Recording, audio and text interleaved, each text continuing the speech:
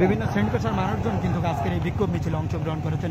সাধারণ শিক্ষার্থী থেকে শুরু করে বিভিন্ন শ্রেণী পেশার মানুষ, বিভিন্ন রাজনৈতিক মতাদর্শের মানুষও কিন্তু ছাত্রদের পক্ষে এই বিক্ষোভ মিছিলে অংশ নিয়েছেন। কোম্পানিগঞ্জের টুকের বাজার থেকে এই বিক্ষোভ মিছিলটি শুরু হয়ে কোম্পানিগঞ্জ উপজেলা থানা সদর বাজারের দিকে বিক্ষোভ মিছিলটি যাচ্ছে, কিন্তু একটু সামনেই উপজেলা পরিষদের সামনে আমরা যেটি জানতে পেরেছি সেখানে পুলিশ রয়েছে। এখন শিক্ষার্থীরা বলছেন যে শান্তিপূর্ণ সমাবেশ করবে, কিন্তু অন্য পুলিশরা এখন কি করে সেটি দেখার পালা।